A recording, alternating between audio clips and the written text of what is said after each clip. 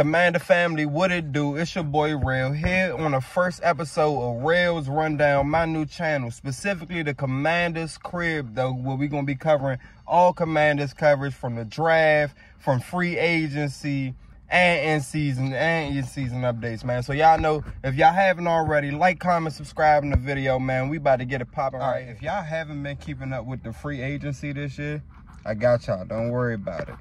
I ain't gonna lie, the Commanders have been absolutely busy this offseason, and I love it, because look, I'm 23. I was born in 2000. I haven't seen them been this active since.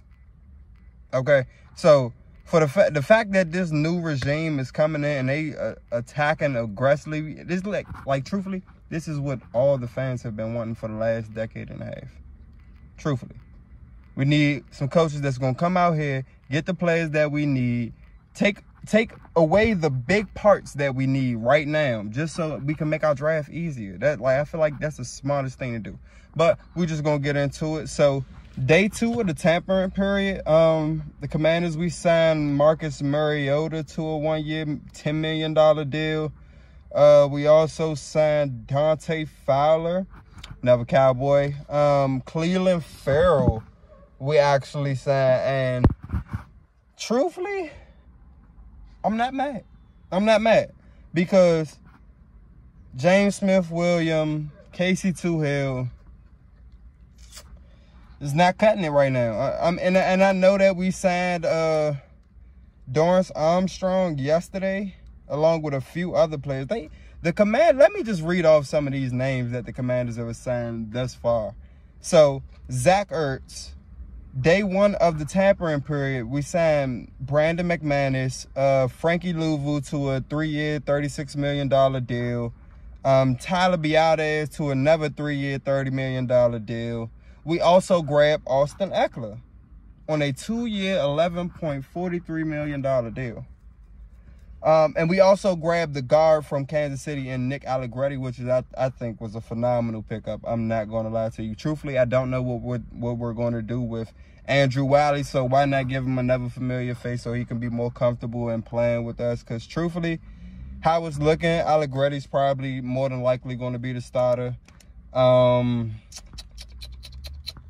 Tyler Biadasz, the center, is probably more than likely going to be a starter at center. Sam Cosmi probably playing right guard a little bit. And Wiley at the right tackle. So that OT spot on the left end, I'm not going to lie, that's something I feel like we need to be grabbing in the next, honestly, today. Like today. But I know once free agency really kicks off, I feel like it's going to be a lot more names being called. So that's something we just got to wait to see. But guys, truthfully, I really want to talk about this Marcus Mariota pickup. I'm not going to lie. I feel like Marcus Mariota was, well, we all know what he did in Oregon. He was a phenomenal player in Oregon. It was sad how they ended out that championship game. But, I mean, hey, you can't win them all. But from getting to the league, though, his transition over was pretty rough his first couple years, actually. But like I said, Mariota is a flashy player. Like, I like him because of his flash. Like, he's basically a dual threat quarterback. He's not the elite dual threat quarterback, but he's another dual threat quarterback. And in this day and age, I really feel like most top defenses struggle against more of the mobile quarterbacks or more of the dual threat quarterbacks that can hurt you with their legs or their arms. So I feel like Mariota is a good pickup. Not only does he bring that versatility to the Commanders, he also brings that veteran presence in that whole locker room. Not only just the locker room, but in that QB room, too. I don't know what they're going to do with Sam Howell. Maybe we trade him. I talked to a couple people on Bleacher Report about it earlier. You know, some people saying maybe he goes 3rd round, maybe 4th. One person even did say he goes for a 6th round. I don't know what he was talking about. That was pretty crazy. But whatever we do with Howell, I wish him the best, whether it's with us or it's with another team, because truthfully, how it's looking, they may bring in more than likely a quarterback with that 2nd round pick. I mean, with that number 2 overall pick. So, Mariota's, it's your time to shine, baby. It's your time to shine. I'm not mad at the pickup. Dante Fowler is another one that I expected, another Dan Quinn connection. So, truthfully, this is a position that we need to beef up. We just let go of Chase Young and Montez Sweat last year before the trade deadline, so we needed a revamp at this position. KJ Henry is a player I feel like will get valuable reps this year, but we'll see how these other guys do. And I mean, truthfully, how I see it lining up, Dante and Cleveland will probably more than likely be the starting left end and right end for us, and Dorrance and KJ in the rotation. I feel like they let Tuhill go. Yeah, truthfully, truthfully, guys, I'm not gonna lie. I feel like out of all of this, we've picked up 10 plus people in the last 2 or 3 days before the tampering period officially ends, and the new season officially begins. I like it. I really, really like it. I feel like we didn't grab the tight end. We grabbed the extra running back. We definitely needed a kicker after letting Joey Slye go. I wasn't aware. Somebody else let me know that we let Joey Slye go. So I definitely respect him for that one. We needed a center, definitely. Y'all know we need the lineman. We ain't even going to get into that. But truthfully, what I like to see the Commanders do next, the secondary still needs help. We definitely need to fill that void at left tackle. Come on now, like that's just unsaid. Like, we gotta get it done. That's just the must. That's probably priority number one that needs to be on their list, actually.